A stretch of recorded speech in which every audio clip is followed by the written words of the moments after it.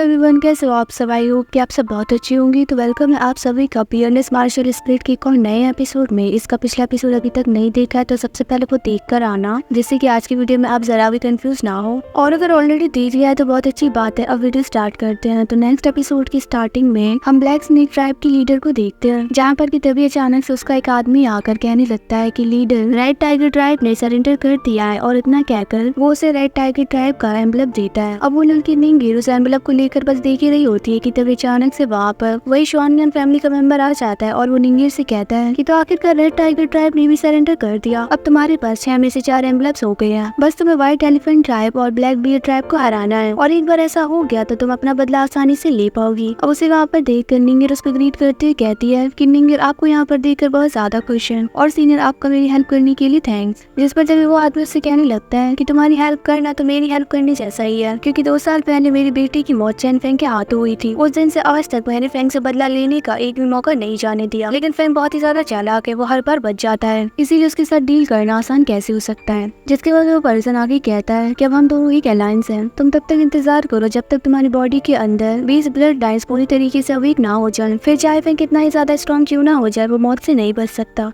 अब उसकी सारी बातें सुनने के बाद निंगीर कहने लगती है कि मैं अच्छी तरीके से समझ गई, मैं एनवलप पावर को तेजी से रिफाइन करूंगी और आपके दुश्मनों को खत्म करने में आपकी हेल्प करूंगी। इतना कहकर निंगीर वहाँ से चली जाती है। अब निंगीर के जाने के बाद शुआनयान फैमिली का वो मेंबर अपने मन में कहने लगता है कि तुम तो एक नासमझ लड़की हो जिसके पास दुनिया का कोई भी एक्सपीरियंस नहीं है, तो वह बहकाना तो बहुत ही ज्यादा आसान था। जिसके बाद वो फेंग को इमेजिन करते हुए कहने लगता है कि फेंग अपने आखिरी के कुछ पल एंजॉय कर लो, क्योंकि बहुत जल्द तुम मरने वाली हो। जिसके बाद हम अगली सुबह का सीन देखते हैं, जहाँ पर की फेंग प्रिंसेस के रूम से बाहर आता है। जिसके बाद फेंग लगता है कि अरे सुबह हो गई, अब तो हानी ने मुझे मार ही डाली थी। इधर दूसरी तरफ हम हानी और अंकल दाव को देखते हैं, जो कि अभी तक फेंग का वेट कर रहे थे। जिसके बाद तभी अचानक से वहाँ पर फेंग आ जाता है। अब फेंग को देखकर अंकल दाव कुछ कहने ही वाले थे कि तभी अचानक से हानी ने अपनी सॉर्ड को बाहर निकाल कर सीधा फेंग के ऊपर रख देती है और कहती है कि गुड मॉर्निंग फेंग, कल की रात तो बहुत ही ज्यादा अच्छी थी, है ना। अब जिस पर तभी फेंग उससे कहता है कि हानी ने मुझे कुछ कहना है। जिसके जवाब में हानी ने उससे कहती है कि अच्छा फेंग को अभी मैं याद हूँ, मुझे लगा था कि मिस्टर फेंग रॉयल फैमिली वालों से मिलकर हम जैसे आम आदमियों को भूल जाएंगे। जिस पर तभी फेंग हानी से कहता है कि नहीं ऐसा बिल्कुल नहीं है, मैं बस वहाँ पर कुछ इन्फॉर्मेशन लेने गया था। अभी सुनकर तो हानी को और भी ज्यादा गुस्सा आ गया था और वो कहती है कि क्या इन्फॉर्मेशन लेने में इतना ज्यादा टाइम लगता है, मुझे डर है कि कोई तुम्हें मुझसे छीन ना ले। अभी सुनकर तभी फेंग उससे कहता है कि हानी तुम मुझे अच्छे से जानती हो, मुझे कभी भी किसी की ब्यूटी से फर्क नहीं पड़ता जब तक कि वो पर्सन तुम ना हो। जिस पर तभी हानी फेंग के करीब आते हुए कहती है कि ये सब बंद करो और मुझे सच सच बताओ कि आखिर तुम इतने टाइम से क्या कर रहे थे। जिसके बाद तभी हमें पिछली रात का सीन दिखाया जाता है, जहाँ पर की प्रिंसेस कुयांग फेंग को प्रिंस कहकर बुलाती है। अब ये सुनकर फेंग भी थोड़ा हैरान हो गया था और वो प्रिंसेस से पूछता है आखिर आप मुझे इस नाम से क्यों बुला रही है, ये सुप्रीम टाइटल तो आपको अपने होने वाले हस्बैंड को देना चाहिए। अब ये सुनकर तभी प्रिंसेस कुयांग खड़े होते हुए कहती है कि हाँ मैं ये जानती हूँ, इसीलिए तो मैंने ये टाइटल तुम्हें दिया है। अब प्रिंसेस कुयांग को ऐसे बोलते हुए देखकर फेंग कहने लगता है कि प्रिंसेस हम दोनों एक दूसरे को जानते तक नहीं, आज की रात ही हम दोनों एक दूसरे से पहली बार मिले हैं, तो आखिर आप इसके बारे में इतना सीरियस कैसे हो सकती है। इसके अलावा मेरे पास ऑलरेडी। अब फेंग इतना कह ही रहा होता है कि तभी अचानक से प्रिंसेस कुयांग फेंग के बहुत ज्यादा करीब आकर उससे कहने लगती है कि तुम्हें कैसे पता कि मैं सिंसियर हूँ या नहीं। जिसके बाद तभी फेंग प्रिंसेस से थोड़ा दूर हट जाता है। वही प्रिंसेस कुयांग फेंग से कहती है कि मेरे प्रिंस क्या ये पहले से इतना ज्यादा स्कैरी है। जिस पर तभी फेंग प्रिंसेस से कहता है कि प्रिंसेस मुझे ये एक्सेप्ट ना करने के लिए माफ करना, क्योंकि मेरे पास ऑलरेडी मेरा एक अच्छा मैच है, यानी कि मेरी लाइफ में पहले से ही कोई है, तो प्लीज मुझे बार बार प्रिंस कहकर मत बुलाइए। अब फेंग की इस बात को सुनकर तभी प्रिंसेस कुयांग उससे कहती है कि अगर तुम मेरे प्रिंस नहीं बनना चाहते हो तो तुम अब तक यहाँ पर क्या कर रहे हो, यहाँ से दफा हो जाओ। प्रिंसेस कुयांग को ऐसे बिहेव करते हुए देखकर फेंग को भी गुस्सा आ जाता है और वो गुस्से में वहाँ से जाने लगता है कि तभी अचानक से पीछे से प्रिंसेस उससे कहती है कि इसके बारे में दोबारा से सोच लो, क्योंकि अगर तुम मुझे रिजेक्ट करोगे तो तुम्हें शुआनयान फैमिली के क्लूज कभी नहीं मिलेंगे। अब ये सुनकर तभी फेंग रुक जाता है और वो प्रिंसेस की तरफ मुड़ता है। ये देख प्रिंसेस हंसने लगती है, उन्हें लगता है कि शायद फेंग मान जाएगा, पर हम देखते हैं कि फेंग फुल एटीट्यूड में उनसे कहता है कि आपको क्लूज के बारे में चिंता करने की कोई भी जरूरत नहीं है, अब मैं यहाँ से चला। इतना कहकर फेंग वहाँ से जाने लगता है। फेंग के ऐसे रवैयों को देखकर प्रिंसेस का तो मुंह ही उतर गया था। जिसके बाद वो एक बार फिर से फेंग को रोकते हुए कहती है कि अरे रुको, मैं तो बस मजाक कर रही थी, आखिर तुम इन सब चीजों को इतना ज्यादा सीरियसली क्यों ले रहे हो। अब उनकी बातों को सुनकर फेंग रुक जाता है और वो देखता है कि प्रिंसेस कुयांग सैड होते हुए उससे कहती है कि देखो मैं तियानियन डायनेस्टी की प्रिंसेस हूँ, तो तुम मुझसे थोड़ा प्यार से तो बात कर ही सकते हो। जिसके बाद प्रिंसेस कुयांग फेंग को बताना शुरू करती है कि एंशिएंट टाइम से यहाँ पर 9 टॉप फोर्सेस थी और उनमें से एक शी-हाई की शुआनयान फैमिली थी। बाद में शुआनयान फैमिली को बहुत सारी तबाहियों का सामना करना पड़ा। अब अपने दुश्मनों से बचने के लिए वो टुकड़ों में बंटकर पूरी दुनिया से छिपे रहे। तब से ही शॉनियन क्लैन जो कि मेनलैंड पर डोमिनेट करता था पूरी तरीके से तबाह हो गया। अब उनकी इस बात को सुनकर फैंग हैरानी के साथ पूछने लगता है कि उसके बाद क्या हुआ, जिस पर प्रिंसेस कोयन कहती है कि फिक्र मत करो, मैं तुम्हें सब बताऊंगी। रात बहुत लंबी है तो यहाँ पर आकर बैठो और ड्रिंक को एंजॉय करो। अब जिसके बाद हमें यहाँ से प्रेजेंट का सीन दिखाया जाता है जहाँ पर कि फैंग इन्हीं सब चीजों को अंकल दा और हानी को बता रहा होता है और वो कहता है कि लगता है कि शॉनियन फैमिली छिपकर सारे काम करती है जिससे कि वो अपने दुश्मनों से बची रह सके।